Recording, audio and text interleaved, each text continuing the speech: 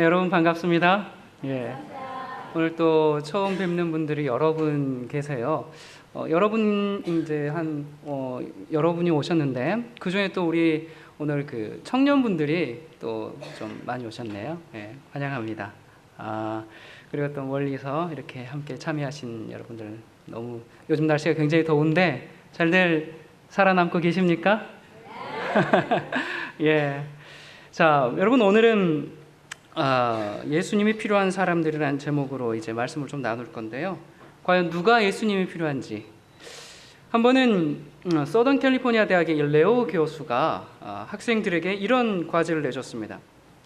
만일 앞으로 5일밖에 살지 못한다면 어떻게 하겠는가? 자, 이렇게 이 과제물을 내주니까 학생들이 이제 여러 이 페이퍼를 냈는데 어떤 학생들은 이제 30쪽에 달하는 이 소논문을 이렇게 막 각주를 다 달아가지고 그렇게 이제 제출한 학생이 있는가 하면 또 어떤 학생들은 이제 뭐 반쪽짜리 그냥 그렇게 이제 내기도 했는데요. 자, 이 학생들이 제출한 내용을 보면 이런 내용이 있습니다. 만일 나에게 주어진 삶이 5일뿐이라면 사랑하는 부모님과 가족을 찾아가 사랑한다고 말하겠습니다. 또 내게 단 5일의 인생이 주어진다면 나는 사랑하는 연인과 함께 석양에 물든 해변을 한없이 걷겠습니다. 또 만약 나에게 5일의 시간이 남아있다면 한적한 교회를 찾아가 회개의 기도를 드리며 조용히 최후를 맞이하겠습니다. 뭐 여러 가지 이제 이 답변들을 했어요. 자, 여러분들에게 동일한 질문을 한다면 여러분 뭐라고 답변하시겠습니까? 만약에 살 날이 5일밖에 남지 않았어요. 뭐 하시겠습니까? 네? 우리 형제 김기현 형제님 뭐라고 말씀하셨어요? 네, 11시 교회에 와서 기도하겠다라고 말씀하셨습니다. 오케이, 좋습니다. 과제물을 일일이 이제 검토한 교수가 과제물을 이제 맨 끝에다가 어떻게 확인을 해줬냐면 다음과 같은 글을 똑같이 써줬습니다. 그대는 왜 지금 그 일을 하지 않는가? 여러분, 예수 그리스도의 재림을 기다리는 우리에게 이와 같은 질문이 던져진다면 우리는 어떻게 대답해야 될까? 우리 방금 우리 형제님 이 질문하면 그대로 지금 우리 형제님은 사시는 것 같습니다. 예, 어떤 분들이 제가 사실 왜 오늘 이 말씀을 준비했냐면 많은 분들과 대화를 나누다 보면 많은 분들이 제가 지금 하나님 뜻대로 지금 살지 못해서요. 제가 지금 너무 부족해서요. 저는 하나님 뵐 자격이 너무 없어서요. 이런 말씀들을 상당히 많이들 하세요. 이게 겸손해서 그런 건지 아니면 믿음이 없어서 그런 건지 아니면 정말로 죄 가운데 살고 있기 때문에 그렇게 얘기하시는 건지 잘 모르겠지만 어떤 사람들은 정말 이 허황된 구원의 확신을 가지고 있으면서 그냥 죄 가운데 있으면서 그냥 장담하면서 그렇게 사는 사람들이 있는가 하면 어떤 사람들은 믿음 안에 있는데도 전혀 구원의 기쁨이 없이 사는 사람들이 참 많아요. 여러분, 오늘 내 인생이 끝난다면 내가 정말 영광스러운 부활의 아침을 기대할 수 있는가? 여러분 있으십니까? 오늘 여러분들의 인생이 끝이 난다면 영광스러운 부활의 아침을 여러분 기대할 수 있으십니까? 네, 아멘 하신 분들 참 감사합니다. 감사하고요. 그런데 많은 분들이 딱 이런 질문을 들으면 마음에 딱 부담이 와요. 글쎄요. 예, 이런 경우를 심심치 않게 보게 됩니다. 여러분, 성경은 맞습니다. 굉장히 높은 표준을 요구해요. 데살로니가전서 5장 23절 평강의 하나님이 친히 너희로 온전히 거룩하게 하시고 또 너희 온 영과 혼과 몸이 우리 주 예수 그리스도 강림하실 때에 흠없게 보존되기를 원하노라. 또 에베소서 5장 26절 27절 이는 곧 물로 씻어 말씀으로 깨끗하게 하사 거룩하게 하시고 자기 앞에 영광스러운 교회로 세우사 티나 주름 잡힌 것이나 이런 것들이 없이 거룩하고 흠이 없게 하려 하심이니라. 사실 이런 말씀을 읽을 때 부담을 느끼지 않을 사람이 있을까요? 아마 없을 겁니다. 말씀 그대로 천국은 정결한 곳이고요, 흠이 없는 곳이고요, 정말 티 없는 곳이고, 이 천국에 들어갈 성도는 그곳에 들어갈 합당한 자격을, 적합한 성품을 갖춰야 합니다. 하지만 또 이런 말씀이 있죠. 잠언 24장 16절에 보면 대저 의인은 7번 넘어질지라도 다시 일어나려니와 악인은 재앙으로 인하여 엎드러지니라. 자, 여기 보니까 의인과 악인이 대조되어 있죠. 근데 어떻게 되어져 있어요? 의인은 넘어져도 다시 일어나는 사람이고, 악인은 보면 넘어졌는데 안 일어난 사람 같아요. 여러분, 이 성경에 보면 이 말씀이 사실입니다. 여러분, 노아, 또 롯, 모세, 아브라함, 다윗, 솔로몬, 여러분, 이 사람들이 우리가 성경을 통해서 볼 때는 굉장한 믿음의 거장들 같아요. 대단한 사람들 같아요. 그런데 이 사람들은 어때요? 다 유혹에 빠졌고 시험에 빠졌고 넘어지고 있던 그런 사람들이란 말이에요. 자, 그들의 실수가 아주 성경에 보면 적나라하게 기록되어 있습니다. 여러분, 만약에 우리의 이 믿음의 조상들이 정말 완전한 존재들이었다면, 정말 유혹과 시험과 넘어짐과 실수와 죄의 낭만과 이런 거 없이 정말 완전한 사람들로 이 기록이 되어 있다면 우리에게 희망이 없습니다, 여러분. 만약에 정말로 그들이 그런 존재들이었다면 그들은 인간이 아닙니다, 여러분. 인간 이상의 존재들입니다. 여러분, 우리가 그런 존재들을 따라가다가는 우리는 다 가랑이 찢어지고 그냥 안 되는구나, 예수님은 둘째치고 이 사람들이 그런 사람들이었으면 우리 다 낙심하고 그냥 다 포기하고 다 접어버릴 거예요. 그리고 다른 종교를 찾아갈 겁니다. 아니, 그렇게 완전한 사람들이라는데 우리는 전혀 안 되는데 어떻게 우리가 그걸 따라갈 수 있겠어요? 안 되는 거거든요. 그들이 어떤 사람들이었습니까?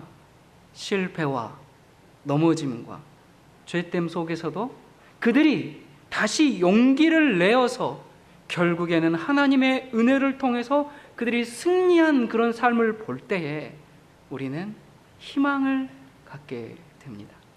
여러분, 이 성경에 기록된 그 위대한 의인들도 하나님의 용서와 자비가 필요한 사람들이었습니다. 성경에 기록된 그 위대한 위인들도 예수님이 절실히 필요한 사람들이었습니다. 시편 39편 7절입니다. 주여, 내가 무엇을 바라리요? 나의 소망은 주께 있나이다. 62편 5절, 나의 영혼아 잠잠히 하나님만 바라라. 대전 나의 소망이 저로 쫓아 나는도다. 71편 5절, 주 여호와여, 주는 나의 소망이시요 나의 어릴 때부터 의지시라. 14절, 나는 항상 소망을 품고 주를 더욱 찬송하리다. 여러분, 그렇기 때문에 우리가 성경을 보면 우리의 연약함 때문에 낙심하고 앉아있을 필요가 없습니다. 우리는 성경을 보면 볼수록 소망을 가지고 담대할 수가 있습니다. 여러분, 믿음의 조상들도 그 위인들도 우리처럼 시험에 넘어지고 유혹에 빠졌지만 결국 어떻게 됐어요? 다시 그들의 위치를 회복하고 하나님의 은혜를 받은 것을 볼 때에 우리에게 소망이 있는 겁니다. 우리가 낙담할 필요가 없는 겁니다. 여러분, 그 사람들이 우리가 성경에서 보니까 굉장히 대단한 것 같지만 그들이 도덕적으로 완전하지 않았습니다. 자, 여러분, 도덕적으로 완전하지 않았어요. 그들은 예수님처럼 그런 완전한 성품을 갖지 않았습니다. 그들은 그저 예수님이 필요한 사람들이었어요. 우리 예수님은 실패하고 넘어진 사람들을 붙잡고 일으켜 세워주시는 주님이시거든요. 자, 여러분, 우리가 예수님의 성품을 닮아야 한다, 이런 얘기 굉장히 많이 해요. 정말 꿈에도 소원은 예수님의 성품을 닮는 거고, 어떻게 하면 내가 예수님 성품을 닮아서 예수님의 형상을 반사할까? 그게 우리의 모든 목적이고 사명이에요. 그런데 예수님의 성품을 닮아야 한다 그러는데, 그러면 얼만큼이나 예수님의 성품을 닮아야 할까요? 도대체 얼마나 닮아야 우리가 하늘 가는 걸까요?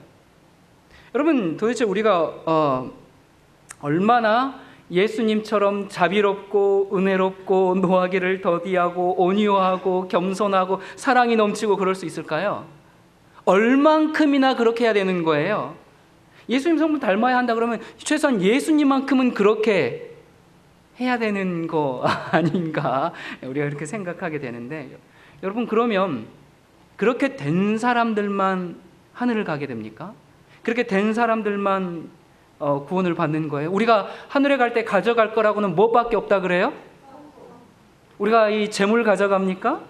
아니죠. 명예, 권력 아무것도 못 가져가죠. 뭘 가져간다고요? 성품을 가져가요. 우리가 하늘에 갈 때 성품을 가져가는데, 성품밖에 없다 그러는데, 그러면 예수님과 그 똑같은 도덕적으로 완전한 그 성품을 준비하지 못하면 하늘에 못 갑니까? 그렇게 예수님처럼 완전해야지 우리가 구원을 받는 것인가?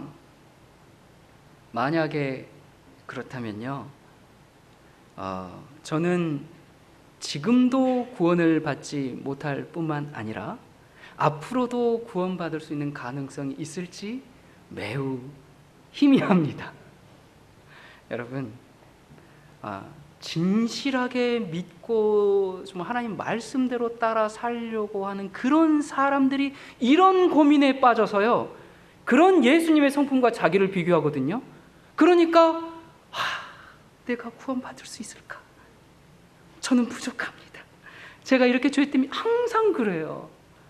여러분, 참 그것도 좀 문제긴 한데, 또 어떤 사람들은요, 네, 그렇습니다. 그렇게 돼야 구원받습니다. 예수님 성품 담도록 더 노력하십시오. 그렇게 이 하늘 가는 겁니다. 그렇게 이제 아주 강력하게 주장하는 분들이 참 많이 계세요.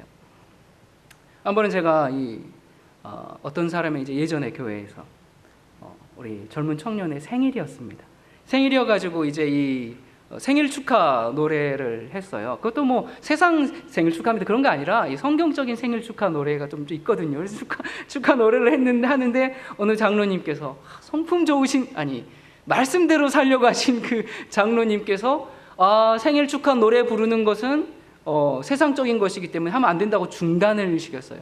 그래서 여러분, 축하 노래 하다가 딱 중단시켜 보세요. 얼마나 그 분위기가 뻘쭘하겠어요. 그래가지고 그러면 우리 박수라도 쳐주십시다 라고 박수를 치려고 하니까 인간에게 박수 치는 것은 아니라고, 하나님의 영광을 뺏는 거라고, 박수 치는 것도 안 된다고. 그럼 분위기가 어떻게 됐을지 짐작하시겠죠?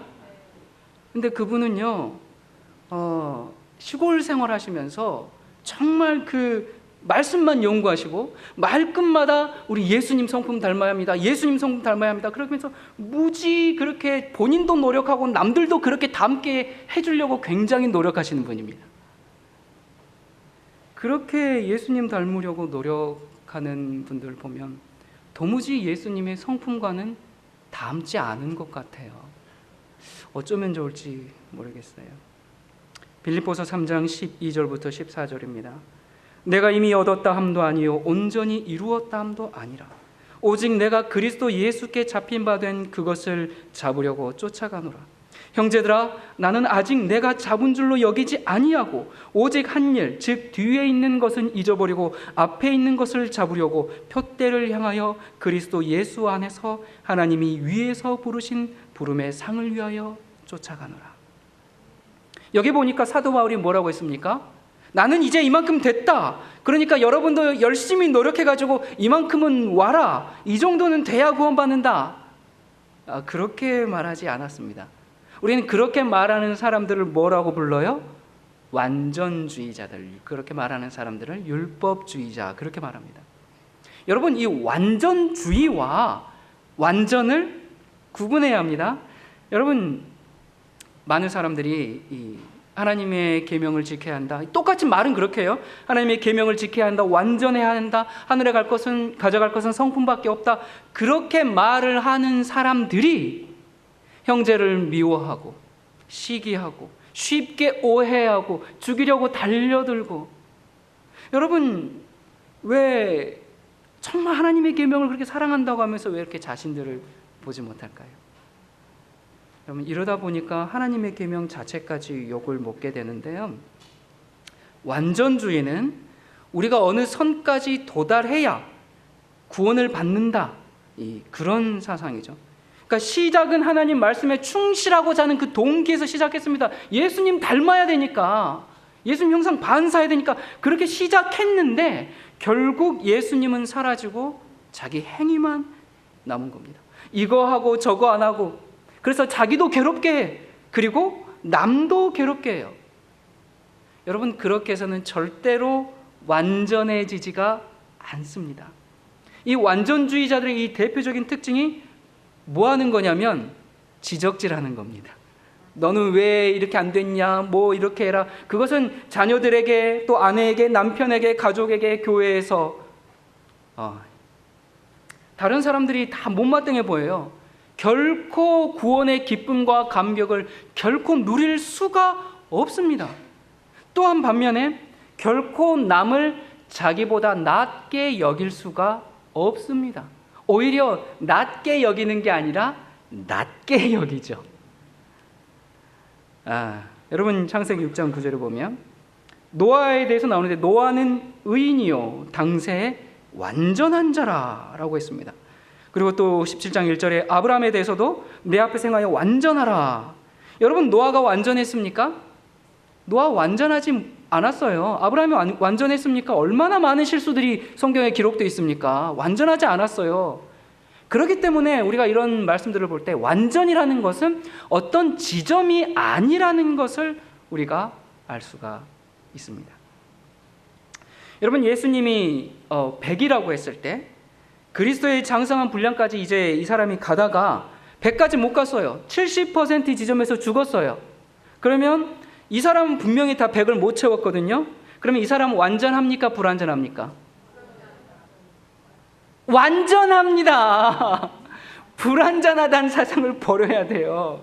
왜냐하면 그리스도를 향해 가는 그 순간순간이 완전한 거예요. 여러분이 이 사람 구원 받습니까? 못 받습니까? 여러분, 100 못 채웠는데요? 예수님이 100이라면 이 사람 10부터 시작했어요. 0부터 시작했어요. 가다가 죽었어요. 여러분, 이 사람 구원 받죠. 당연히 구원 받죠. 100이 돼야지만 구원 받는다. 그게 완전주의다, 그 말입니다. 여러분, 자, 여기 1번부터 이제 번호가 쭉쭉 나옵니다. 저는 1번, 저 1번 하겠습니다. 여러분은 6번입니다. 자, 저는 아직 가려면 멀었어요. 근데 여러분들은 참 많이 이 말씀과 기도를 통해서 많이 성장하시고 성숙하셨어요. 그런데 아십니까, 여러분?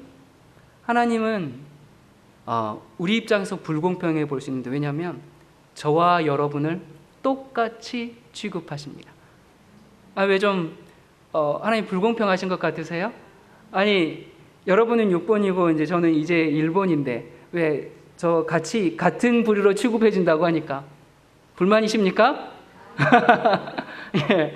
불만이시면 만약에 그게 목사님 1번밖에 안 돼가지고 지금 그냥 날로 먹으려고 그러십니까? 뭐 그러면 오케이, 제가 6번 하겠습니다. 여러분 1번 하세요.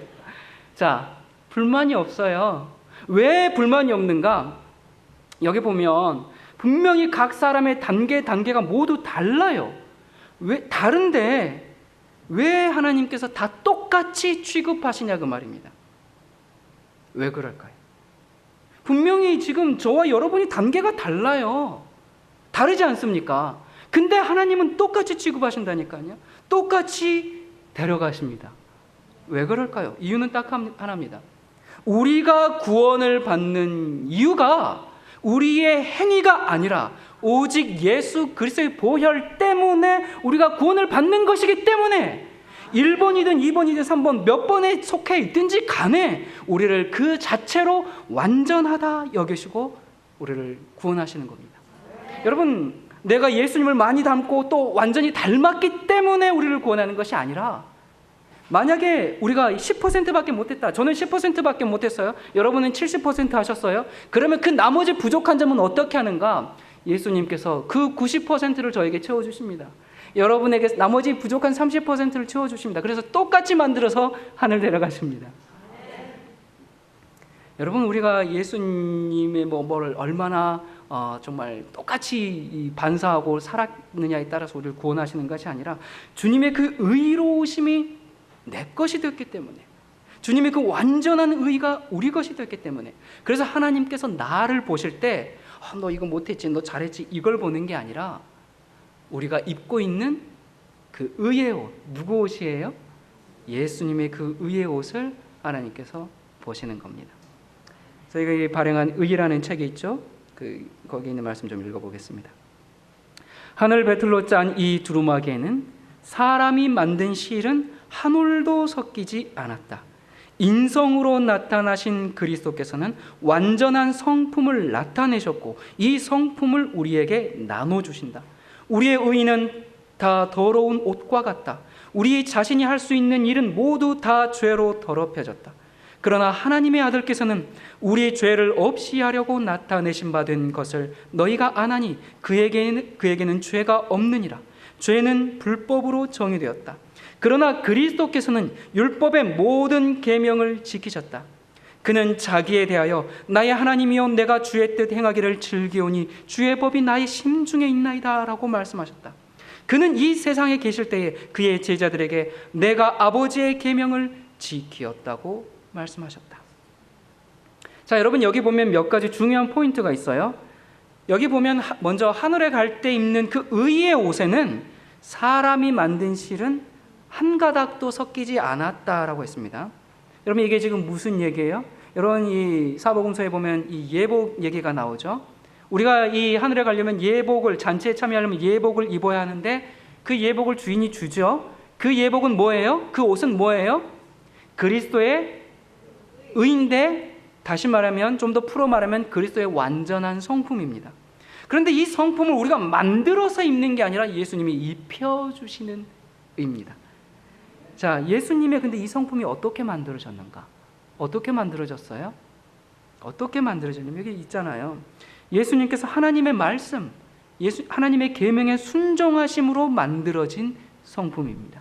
이것을 우리에게 입혀주시는데, 그래서 그것을 입혀주시는 의, 곧 칭의라고 합니다. 그런데 문제는 또 여기서 그냥 끝나는 게 아니에요. 우리 계속 읽어볼까요? 그는 당신의 완전한 순종으로 말미암아 모든 인류로 하여금 하나님의 계명을 지킬 수 있게 하셨다. 우리가 우리 자신을 그리스도께 바칠 때에 우리의 마음은 그리스도의 마음과 연합되고 우리의 뜻은 그분의 뜻에 합병되고 우리의 정신은 그분의 정신과 하나가 되고 우리 생각은 그분에게 사로잡히게 되어 마침내 우리는 그분의 생애를 살게 된다. 이것이 바로 그분의 의의 옷을 입는다는 의미이다. 그리하면 주께서 우리를 보실 때에 무화과 나무 잎으로 엮은 옷이나 죄로 인해 벌거벗고 뒤틀린 우리의 몸은 보지 아니하시고 여호와의 율법을 온전히 순종함으로 하심으로 이루신 당신 자신의 의의 두루마기를 보게 된다. 그러니까 우리가 계명을 지켜야 구원을 받는 것이 아니라 우리가 계명을 지킬 수 있도록 만들어 주셨다, 그 말입니다. 근데 어떻게 그걸 만들어 주셨는가? 예수님께서 순종하심으로 말미암아.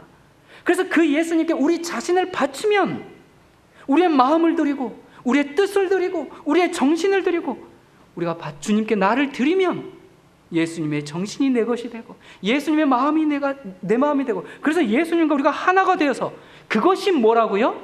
그것이 주님의 의의 옷을 입는 경험이다 라고 말하는 겁니다. 이 옷을, 이것은 나누어 주시는 의, 그것을 곧 성화다라고 하는 겁니다. 하나님의 뜻에 내 뜻을 맞춰서 함께 살아가는 것. 자, 여러분 이 장면이 어떤 장면이에요? 여러분 이 장면 별로 만나고 싶지 않은 장면이에요. 아무리 경찰 아줌마가, 아가씨인지 모르겠지만 아무리 상냥하게 미소를 짓고 있다 할지라도 절대로 별로 만나고 싶지 않은 장면입니다. 자, 그런데 이 경찰이 이제 딱지를 뗐어요. 근데 참 이 옆모습을 보니까 마음씨도 참 곱게 생겼죠. 그래가지고 제가 이번 한 번을 용서해 주겠습니다 라고 이제 용서를 해줬네요. 자, 그러면 이제 딱지 안 끊었어요. 그러면 이 운전자는 와, 잘 됐다, 딱지 안 끊었다, 더 달리자 그러면서 막 이제 막 200km 그렇게 달립니까? 아니죠. 여러분, 맞습니다. 용서를 받았으면 성령의 거룩하게 하심으로 살게 됩니다. 그런데 많은 경우에 많은 사람들이 와, 잘 됐다. 이제 우리는 이제 아무것도 안 해도 된대. 이제 뭐 다 용서해 주신대. 이제 믿기만 하면 된대. 이렇게 살아도 다 하늘 가니까 너무 걱정하지 마. 만약에 그러면 어떻게 된 줄 아세요? 경찰이 다시 잡습니다, 여러분. 경찰이 다시 잡아요. 무슨 얘기인지 아시겠습니까? 여러분 한번 생각해 보십시다. 교회 가면, 우리 교회는 그런 분들 없어요. 네. 그래서 참 감사합니다. 근데 교회 가면 서로 맨날 싸우는 사람들 있죠. 서로 이 담임 목사님한테 와가지고 이 사람이 문제입니다. 저 사람이 문제입니다. 서로 못 잡아서 안달이에요. 여러분, 이 교회 안에 당파가 더 많아요. 우리 교회는 그런 거 없어요. 근데 전국에 있는, 제가 아무리 당파 있는 교회 있나? 없어요. 네, 없고. 그런데 어때요? 저 사람만 없으면 내가 교회 나갈 텐데 저 사람 보기 싫어서 내가 교회 안 나간다고. 여러분, 옛날에 교회 다니실 때 그런 얘기 많이 들으셨죠? 또 여러분들이 많이 그렇게 하셨죠? 네. 여러분 생각해 보세요. 일주일에 한 번씩 가서 그 얼굴 보는 것도 그냥 딱 밥맛 떨어지는데, 그 사람들을 하늘에 가가지고 영원히 보면서, 얼굴 보면서 살아야 된다면, 여러분, 그게 천국이에요? 여러분, 그런데 여러분이 그렇게 보기 싫은 사람, 만약에 다 구원받는다 그래 버리면, 여러분이 그렇게 보기 싫은 사람을 매일 천국에 가서 봐야 됩니다. 하나님 입장이 굉장히 난처해요. 난처하시겠어요? 왜 난처한가? 누굴 데리고 가야 될까요? 지금 서로 저 사람이 문제라고 하는데, 서로 저 사람 때문에 교회 못 나오겠다고 하는데, 누굴 데려가야 될까? 하나님께서 이 시시비비를 좀 가려가지고 손해를 좀 덜 본 사람이나, 아니면 조금 더 억울하다고 생각되는 사람 편을 들어줘가지고 그냥 그 사람을 데려가면 될까요? 여러분, 둘 다 못 갑니다. 여기 보세요. 인상 보세요. 여러분, 이런 얼굴 가지고 하늘 가겠습니까? 여러분, 죄송하지만 이런 얼굴로 싸우는 사람들, 이런 얼굴로 교회 다니는 사람들, 죄송하지만 하늘 못 갑니다. 제가 분명히 장담합니다. 여러분, 이런 사람들을 하늘 데려가면 하늘에서도 싸움이 안 끊어져요. 저 사람은 안 데려가도 나는 데려가 주셔야죠. 아니거든요. 여러분, 내가 이렇게 열심히 믿었으니까, 내가 비록 이 얼굴을 지금 이 모양 이 꼴이지만 하늘 가기 전에 예수님 재림하실 때 스르륵 변화시켜 주시겠죠. 아니거든요. 아니에요, 여러분. 여러분, 우리가 정말 십자가로 가면 율법이 폐기되는 게 아니라, 이런 인상을 가진 죄인들이 새롭게 변화되는 게 십자가입니다. 여러분, 성화된 사람, 변화된 사람, 거듭난 사람이 하늘 가는 것은 그건 너무 당연한 얘기예요. 안 그러면 하늘에서 맨날 싸우게 생겼어요. 그렇기 때문에 이런 사람들은 예수님의 생명조차 없는 사람들이에요. 하나님은 반드시 변화된 사람들을 데려갑니다. 그런데 많은 사람들이 죄로 가득하면서 적당히 하늘 가려고 해요. 여러분, 그런 거 없습니다. 우리는 알고 있는 모든 죄를 다 회개해야 합니다. 우리가 하나님의 마음을 아프게 하는 모든 죄에서 벗어나야 합니다. 또 하나님의 그 명백한 요구와 의무에 우리는 충실해야 합니다. 그것은 우리가 이 주님의 은혜로 할 수 있는 일들입니다. 여러분, 성품의 완전이라는 게 뭐냐면요, 잘 들으세요. 성품의 완전이란 죄를 버리고 계명에 순종하는 우리의 삶을 말하는 것이지, 그 성품의 완전, 그 완전이 예수님처럼 그 완전하고 고결하고 온유하고 사랑스럽고 그러한 그 충만한 그것을 말하는 것이 아니다, 그 말입니다. 그런 성품을 가져야 구원받는다는 얘기가 아니에요. 그건 불가능한 거거든요. 그렇게 딱 돼야 구원받는다 하면, 우리가 이 불가능한 것을 도전하면 어떻게 돼요?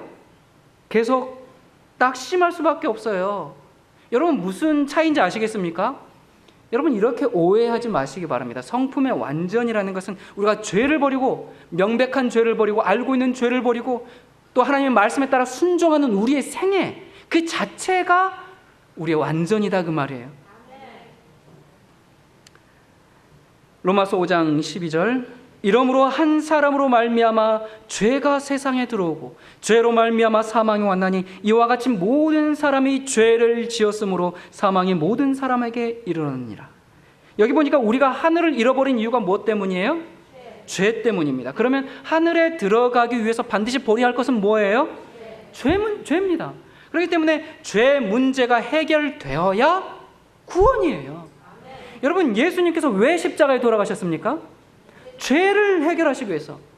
여러분, 그렇기 때문에 우리의 생애 가운데서 우리가 버리지 않은 죄가 있다는 것은 우리가 예수님의 의를 내 것으로 받아들이지 않았다라는 얘기입니다. 여러분, 회개하지 않은 죄가 있는 사람은 결단코 하늘에 갈 수가 없습니다. 회개하지 않은 죄를 그냥 가지고 그렇게 그냥 이렇게 포대기를 다 싸가지고 우리를 그냥 이렇게 데려가지 않으세요. 복음은 죄 문제에 대한 해결입니다. 여러분, 거짓 복음은 우리가 이렇게 죄를 지어도 하나님께서 다 봐주신다고 합니다. 그러나 영원한 복음은 예수님의 십자가의 보혈의 능력은 과거의 죄를 다 용서할 뿐만 아니라 그 죄를 치료하신 다음에 죄 짓지 않는 영혼으로 우리를 재창조하신다는 겁니다. 여러분, 저는 천천만만의 신학자가 아무리 뭐라고 해도 이 복음을 믿습니다. 여러분, 그 증거가 우리의 가슴에 정말 요동치고 살아있는 한 이것은 절대로 타협할 수 없는 참된 복음입니다. 여러분, 그래서 하나님의 목적은 우리의 죄를 용서해주는 속죄뿐만이 아니라 우리가 잃어버린 그 하나님의 형상을 회복시켜주는 것까지 하는 겁니다. 그 일을 위해서 우리는 누가 필요해요? 예수님이 필요한 사람들입니다. 계시록 1장 5절 우리를 사랑하사 그의 피로 우리 죄에서 우리를 해방하시고, 에베소서 1장 7절 우리가 그리스도 안에서 그의 은혜의 풍성함을 따라 그의 피로 말미암아 구속 곧 죄 사함을 받았으니. 여러분, 우리는 구원을 받았습니다. 그리고 또 받고 있고 또 받을 것이지만 중요한 것은 지금 구원을 받았냐 그 말입니다. 여러분, 지금 구원을 받은 사람들이 궁극적으로 이 죄악 세상에서 구원을 받아 하늘에 갈 것이기 때문에 그렇습니다. 여러분, 우리 자신을 보면 절대로 불가능해요. 우리가 우리 자신을 보면 어떻게 해요? 이런 내가 어떻게 구원받을 수 있을까? 그런 생각이 그냥 자동으로 듭니다. 그런데 구원이라는 것은 내게서 나오는 것이 아니죠. 여러분, 만약에 어떤 그 도덕적인 표준과 지점이 그 지점이 완전이고 그렇게 해야 구원을 받는다 그러면 글쎄요, 저는 장담할 수가 없어요. 제 자신에 대해서 장담할 수가 없습니다. 그리고 제 자신에 대해서 지금 주님 보십시오, 저 이렇게 정말 사랑이 철철 넘치고 이렇게 온유하고 저 이렇게 겸손하고 하나님 저 이렇습니다. 저 그럴 수가 없어요. 어떻게 예수님과 같은 그런 예수님 성품 제 성품 비등비등하네요. 저 그럴 수가 없어요. 여러분, 우리가 살면서 참 저분 훌륭하다 그런 사람은 많이 볼 수 있습니다. 그런데 여러분, 저분 완전하다 그런 분 본 적 있으십니까? 여러분 그런 사람은 없습니다. 여러분이 보기에 만약에 저분 완전하다 그럼 잘못 보는 거예요. 그 사람이 여러분을 속였든지 여러분 눈이 어떻게 됐든지. 여러분, 베드로후서 1장 3절 4절에 보면 그의 신기한 능력으로 생명과 경건에 속한 모든 것을 우리에게 주셨으니 이는 자기의 영광과 더불어서 우리를 부르신 자를 알므로 말미암음이라. 이로써 그 보배롭고 지극히 큰 약속을 우리에게 주사 이 약속으로 말미암아 너희로 정욕을 인하여 세상에서 썩어질 것을 피하여 신의 성품에 참여하는 자가 되게 하려 하셨으니. 여기 보니까 하나님의 그 신기한 능력, 신적인 능력으로 모든 것을 주셨습니다. 여러분, 우리가 구원받기에 필요한 모든 것을 다 주셨어요. 아직 주지 않으신 게 없습니다. 숨겨놓은 어떤 것이 없습니다. 우리를 구원하시기 위해서 모든 것을 다 주셨습니다. 그리고 여기 무슨 약속이요? 지극히 큰 약속인데 그 무슨 약속을 하셨는데? 우리를 인간을 구원하시겠다는 약속을 하셨습니다. 그래서 그 약속을 받은 사람들은 정욕을 피하고 세상을 피하고 썩어질 것을 피해서 결국 어떻게 된다고요? 신의 성품에 참여하게 된다. 여러분, 우리가 이 죄 안에서 구원받는 것이 아니라 죄의 마수에서 벗어나서 죄에서 돌아설 수 있는 그 신성한 능력을, 그 신기한 능력을 우리는 받았습니다. 여러분, 하늘에 가져가는 성품이라는 것은 우리가 갈고 닦아서 만들어내는 게 아니에요. 우리를 위해서 십자가의 고난을 당하시고 우리를 위해서 그 가시면류관을 쓰시고 우리를 위해서 이루어 놓으신 예수님의 그 완전한 성품을 우리가 믿음으로 받아들인 모든 사람들에게 거저 주시는 하나님의 선물입니다. 우리 자신을 보면 형편없어요. 여러분 우리 잘하고 있어요, 여러분. 네, 우리 잘하고 있지만 우리 스스로가 우리 자신을 볼 때 항상 그렇게 보잖아요. 그런데 여러분, 너무 그렇게 자꾸 자신만 보지 말고 예수님을 보면서 이 구원의 기쁨과 구원의 감격을 좀 누리셔야 합니다. 자, 에베소서 4장 12절부터 15절. 이는 성도를 온전케 하며 봉사일을 하게 하며 그리스도의 몸을 세우려 하심이라. 우리가 다 하나님의 아들을 믿는 것과 아는 일에 하나가 되어 온전한 사람을 이루어, 다 완전입니다.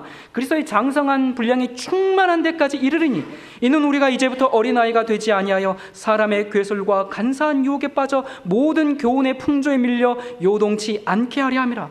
오직 사랑 안에서 참된 것을 하여 범사에 그에게까지 뭐할지라? 잘할지라. 그는 머리니 곧 그리스도로니라. 여러분, 완전이라는 것은 끊임없이 그리스도를 향하여 나아가는 그 상태, 그것을 완전이라고 합니다. 내가 하나님을 바라보고 그 하나님을 따라가고 있는 내 마음의 반향, 내 삶의 동기, 그렇게 가고 있는 것이 완전이고, 그 완전은 신의 성품에 참여하는 것인데 그것은 한 번 일회성이 아니라 계속적인 과정입니다. 이 완전을 다른 말로 표현하면 구원도 그래서 과정이에요. 여러분, 우리가 어떻게 이런 완전을 유지할 수 있을까요? 우리가 어떻게 다른 말로 구원을 유지할 수 있을까요? 우리가 어떻게 하면 하나님의 높으신 성품에 이룰 수 있을까요? 여러분, 예수님께서 이 포도나무 비유를 통해서 우리에게 놀라운 비밀을 공개해 주셨습니다. 요한복음 15장 5절. 나는 포도나무여 너희는 가지니 저가 내 안에 내가 저 안에 있으면 이 사람은 과실을 많이 맺나니 나를 떠나서는 너희가 아무것도 할 수 없습니다.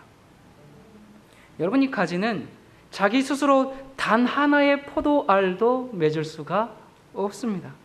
자기가 연약한 가짐을 깨닫고 수분과 양분을 포도나무로부터 공급받을 때 그때 생명을 유지하고 열매를 맺게 되는 겁니다.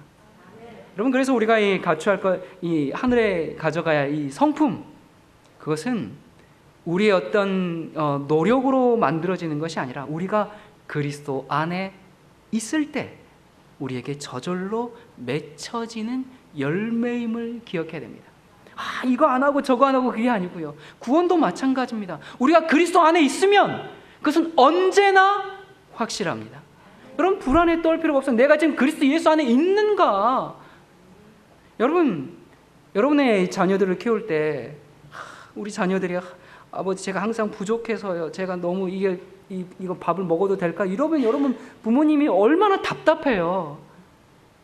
아들은 아들로서 우리가 그리스도 안에 있다면 그 주님께서 주시는 그 완전한 구원과 완전한 성품과 완전한 의를 기쁨으로 내 것으로 받아 누릴 줄 알아야 합니다. 내가 그리스도와 함께 십자가에 못 박혔나니 그런즉 이제 내가 산 것이 아니요 내 안에 그리스도께서 사신 것이라. 여러분, 이 말씀 너무나 잘 아시죠? 자, 그러면 말씀을 잘 아는데 이 말씀이 오늘 나의 진정한 고백입니까? 자, 내가 그리스도와 함께 십자가에 못 박혔냔 말입니다. 만약 그렇다면 염려할 게 없습니다. 우리가 뭔가에 쫓기듯 조바심을 내면서 불안정한 그런 삶을 살 필요가 없습니다. 우리 주님은 나의 연약과 나의 실수와 나의 부족을 너무나 잘 아세요. 그렇기 때문에 나를 위로하시고 용기를 주시고 또 연단을 해 주십니다. 여러분, 우리 주님은 내가 얼마나 주님을 사랑하는지 나의 동기와 소원과 목적을 주님이 다 아세요. 그렇기 때문에 내가 실수하고 연약하고 넘어지고 쓰러졌을 때 다그치지 않고 참고 기다려 주십니다. 여러분 예수님의 그 성품 중에 하나가 참 부족한 사람들을 인내해 주고 기다려 주는 것, 우리에게 참 필요한 성품이죠. 자, 또 예수님은 내 인생의 모든 문제와 상처, 답답한 사정을 너무나 잘 아십니다.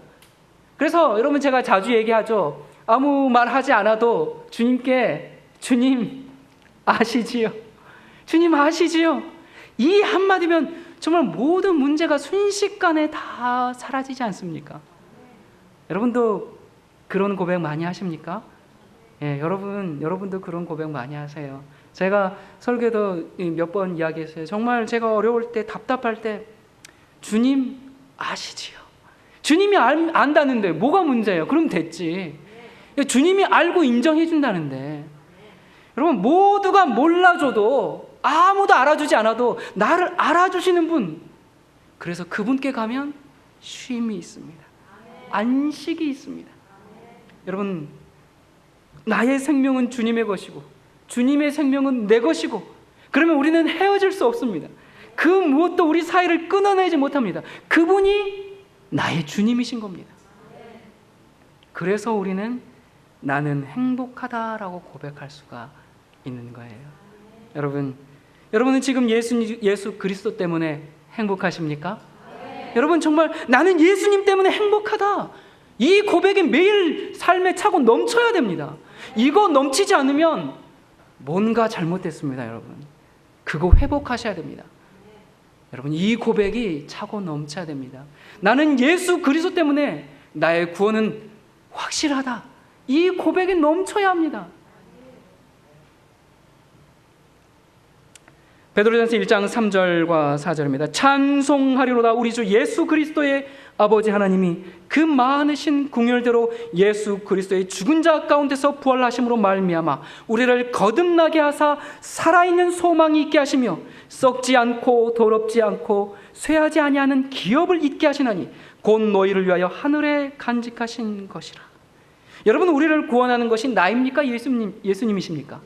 예수님이세요. 나를 변화시키는 게 나의 노력의 예수님이에요. 예수님입니다. 나에 집중된 사람은 쉼이 없습니다. 누가 날 변화시키고 구원하신다고요? 예수님께서. 여러분 우리는 예수님이 필요한 사람들 그러면 딱 뭘 생각하냐면 저기 세상에서 방황하는 그런 사람들을 생각하게 되는데요. 세상에서 방황하는 사람들 뿐만 아니라 오늘 우리에게도 절실히 필요한 분이 바로 우리 구주 예수 그리스도십니다. 누가 예수님이 필요한가? 바로 내가 예수님이 필요한 사람입니다. 여러분 그거 잊지 마시기 바랍니다. 말씀을 많이 읽고 신앙생활 오래 하고 철저히 계명에 순종하고 사는데 예수님이 필요 없는 사람들이 있어요. 무서워요. 여러분 그러지 마세요. 정말 예수님을 필요로 하면서 간구하면서 그분께 의지하면서 그분을 바라보면서 그렇게 사십시다. 우리가 이 계명을 지켜야 한다, 완전해야 된다 이런 얘기를 많이 하니까 당신은 완전합니까? 네, 이런 질문을 우리가 받게 됩니다. 이런 질문을 딱 받으면 굉장히 당황스러워요. 굉장히 이제 곤혹스러워서 이 대답을 하기가 굉장히 이제 어려운데, 왜 대답을 못 하시는 줄 아십니까? 왜 대답 못 하냐면 완전을 추구하는 것이 아니라 완전주의를 추구하기 때문에 대답을 못 하는 겁니다. 당신은 완전합니까?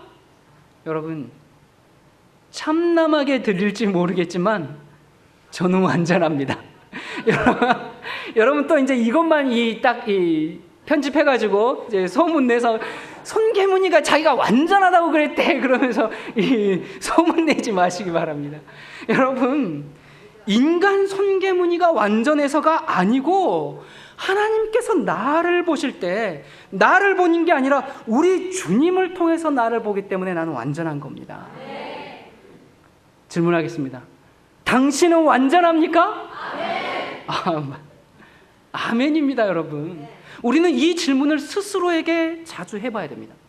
그리고 분명한 답변을 찾아야 합니다. 그 답변을 지금 찾아야 됩니다. 제가 지금은 좀 이렇지만요, 제가 지금은 좀 부족하지만요, 나중에는 어떻게 될 거예요. 그때 되면 제가 좀 될 거예요. 여러분, 그렇게 해서는 안 됩니다. 주님을 지금 만나야 돼요. 주님께 마음을 지금 드리고, 우리가 주님의 인정을 받을 때 주님이 완전하시기 때문에 나는 그분을 의지해서 완전하다라고 말할 수 있는 겁니다. 그런데 여러분, 우리 양심은 있거든요. 우리 마음에 죄가 있으면요, 죄가 있는데 당신은 완전하니까 스스로 질문하고 나 완전하지.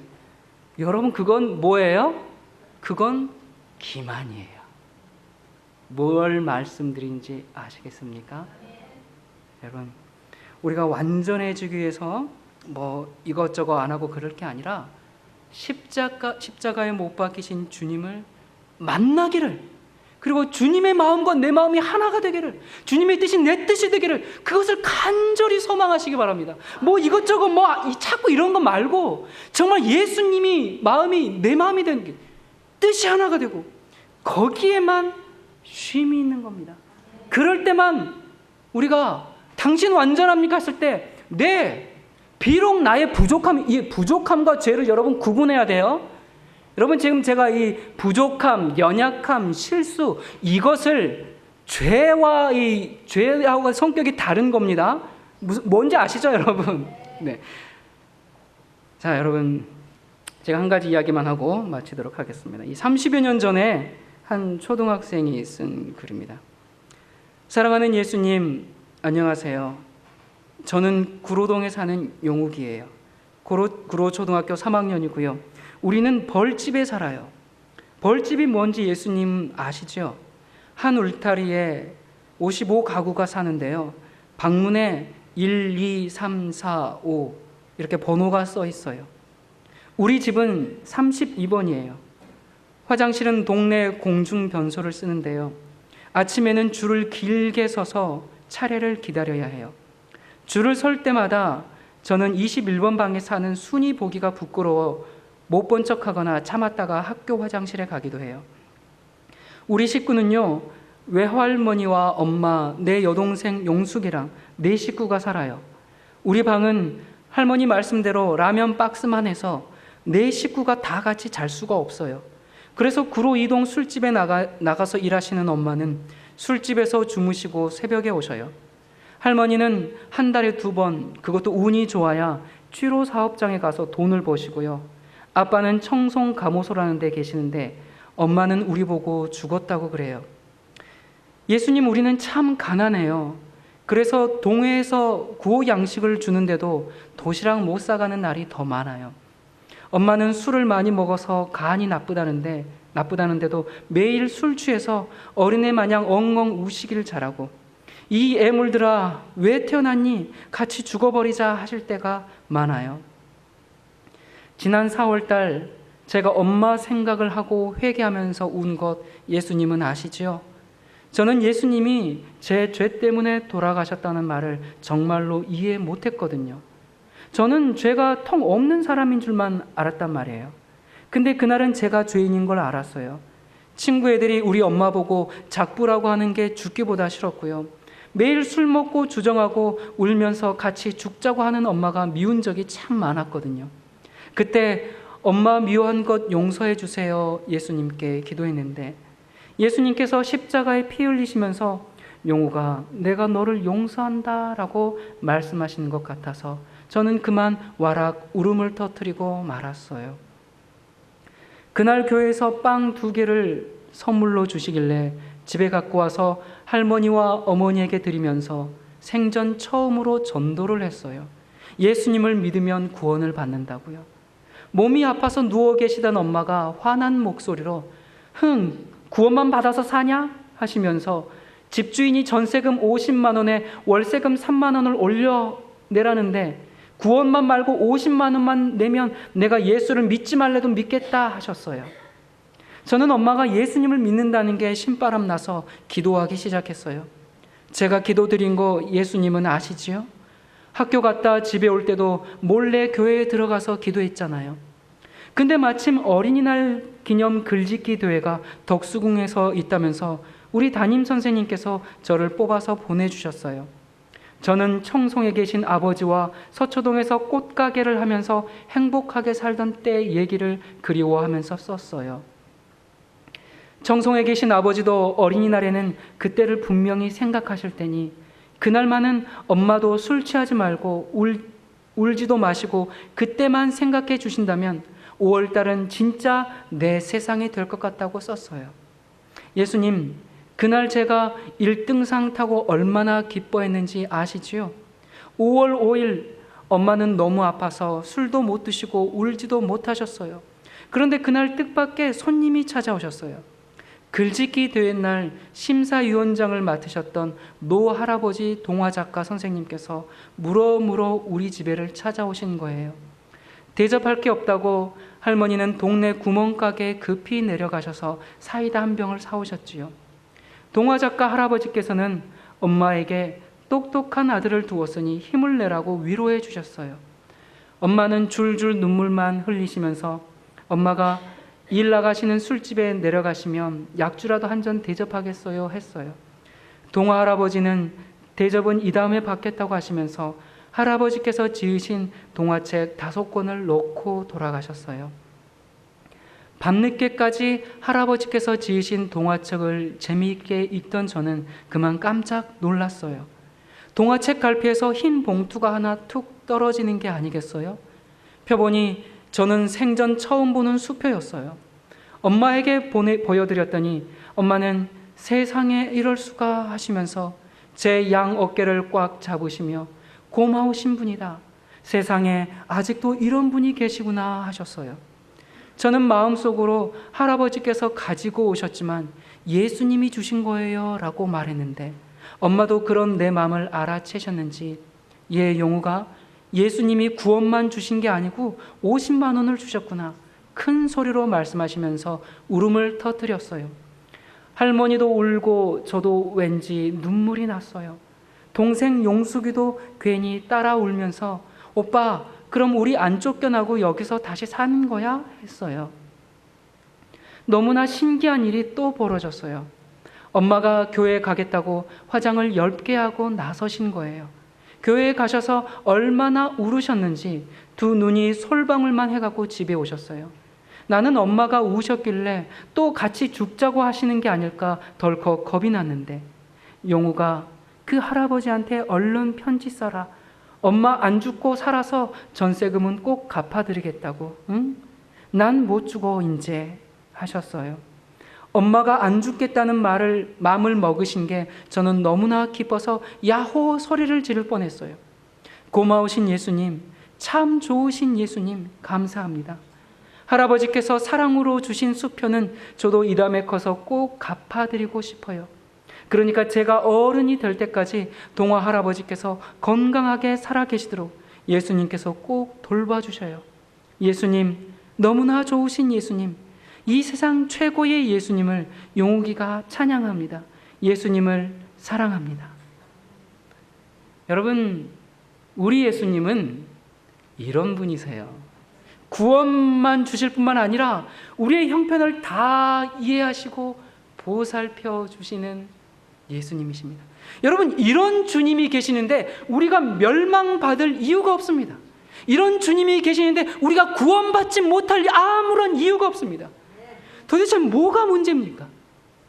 문제가 있다면 예수님을 보지 않고 자꾸 내 자신만 보면서 우리의 부족함만 보는 그 우리의 시선이 문제인 겁니다. 여러분, 우리 자신에게 집중된 그 시선을 예수님에게 이제 돌리고 그 안에서 쉼과 평화와 안식과 구원의 감격을 누리는 그리스도인 생애 되시기를 간절히 바랍니다. 기도하겠습니다. 사랑이신 하나님 아버지, 우리를 위하여 치르신 주님의 놀라운 희생과 사랑을 인해 우리가 어떻게 보답하며 응답할 수 있겠습니까? 하나님, 주님께서 우리를 위하여 돌아가심이 분명한 역사적 사실이듯이 그로 말미암아 우리가 구원을 노래하고 기쁨을 노래하고 또 영생이 보장된 것이 분명한 사실을 인하여 참으로 감사를 드립니다. 아버지, 우리의 연약함과 부족함이 참 많습니다. 그러나 주님, 이러한 저희들을 모른 채 하지 아니하시고 내몰지 아니하시고 인내하시고 기다려주시고 성장하기까지 예수님의 형상을 반사하기까지 우리를 사랑으로 품어주시는 주님을 인하여 참으로 감사드립니다. 아버지, 그 사랑 때문에 우리의 마음과 우리의 정신이, 우리의 뜻이 주님과 하나가 될 수 있도록 도와주시옵소서. 주님께서 내 안에 온전한 주인이 되어주시고, 그래서 주님께서 내 안에서 역동하여 살아가심으로 주님을 따라가는 우리의 생애가 될 수 있도록 도와주시옵소서. 아버지, 우리의 마음속에 죄가 있게 하지 마시고 예수님이 가득 채워주셔서 어제나 오늘이나 영원토록 예수님 때문에 행복한 삶을 살 수 있도록 인도하여 주시옵소서. 우리를 사랑하는 예수 그리스도 이름으로 간절히 기도드립니다. 아멘.